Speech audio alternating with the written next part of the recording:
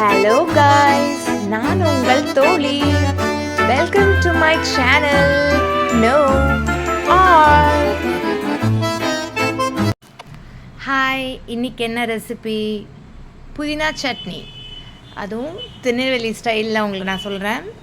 புதினா வந்து ஒரு கப் எடுத்துக்கோங்க, அதாவது ஒரு கட்டு. பொட்டுக்கடலை 3 ஸ்பூனு, உளுந்து ஒரு 3 ஸ்பூனு, காஞ்ச மிளகாய் காரத்துக்கு ஏற்ற மாதிரி ஒரு 4-5 எடுத்துக்கோங்க. தேங்காய் ஒரு 3 பீஸு குட்டியாக கட் பண்ணிக்கோங்க. பூண்டு ஒரு 4-5 பல். ஸோ இது வந்து பார்த்திங்கன்னா நம்ம நார்மலாக செய்கிற மாதிரி இருக்குது, அது டிஃப்ரெண்ட்டாக இருக்கும். கடாயத்தில் எண்ணெய் ஊற்றிக்குங்க. எண்ணெய் ஊற்றி எண்ணெய் காஞ்ச உடனே உளுந்து, காஞ்ச மிளகாய், பூண்டு இது 3மே போட்டு நல்லா வறுத்துருங்க. அது நல்லா வறுப்படணும். அந்த உளுந்து ஸ்மெல் வரணும், அதேமாதிரி காஞ்ச மிளகாய் நல்லா ஸ்மெல் வரணும் வறுத்தா. அதேமாதிரி பூண்டு, இது 3மே வந்து நல்லா, அதாவது தீயாமல் மீடியம் ஃப்ளேமில் வச்சு நல்லா ஃப்ரை பண்ணுங்கள்.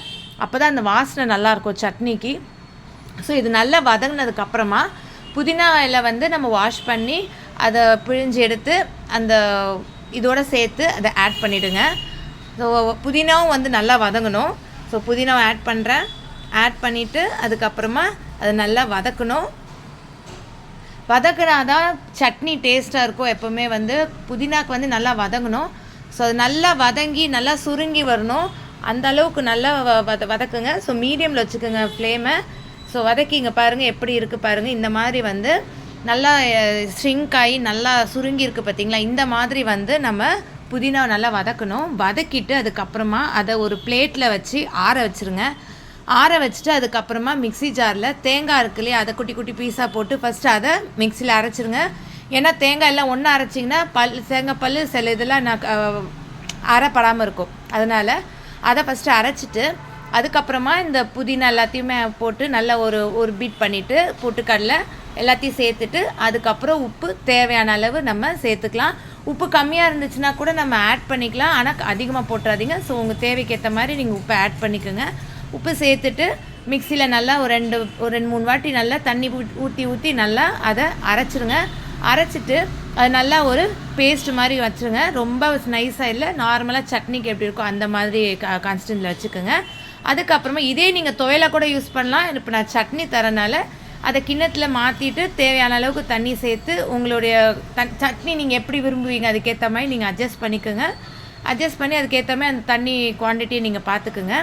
அதுக்கப்புறம் பார்த்திங்கன்னா கடாயில் எண்ணெய் ஊற்றிக்குங்க. எண்ணெய் ஊற்றிட்டு எண்ணெய் காஞ்ச உடனே கடுகு, அதுக்கப்புறம் கருவேப்பிலை, அதுக்கப்புறமா காஞ்ச மிளகாவை நல்லா 2 காஞ்ச மிளகாய் கிள்ளி போட்டுக்குங்க. ஸோ இது எல்லாமே வந்து நல்லா வறுத்துருங்க. தாளிக்கிறது தான், அதனால் நல்லா வறுத்துட்டு எல்லாருமே வந்து தாளிச்சதில் கொட்டுவாங்க. பட் இது வந்து பார்த்திங்கன்னா இந்த தாளிப்பில் அதை அந்த கலவையை ஊற்றணும். இதுதான் இந்த சட்னிக்கு டிஃப்ரெண்ட்டாக இருக்கும். ஸோ இதில் வந்து நல்லா இதை கொஞ்சம் நல்லா வதக்கிட்ட பிறகு கரைச்சி வச்சுருக்கிற அந்த சட்னியை அப்படியே அந்த கடாயத்தில் சேர்த்துருங்க.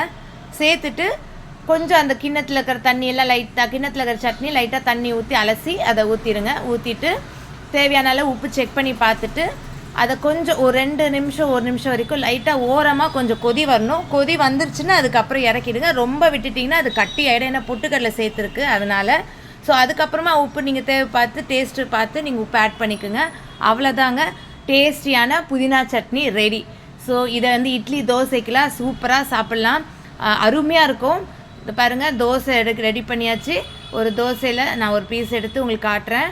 ஸோ அப்படியே நீங்கள் அந்த புதினா சட்னியால் அதை அப்படியே டிப் பண்ணி அப்படியே நீங்கள் சாப்பிட்டு பார்த்தீங்கன்னா ஒரு 10 தோசை கூட நீங்கள் சாப்பிடுவீங்க, அந்த அளவுக்கு செமையாக இருக்கும். இதில் பொட்டுக்கடலை தேங்காயெலாம் சேர்த்துருக்கனால டேஸ்ட்டு சூப்பராக இருக்கும்.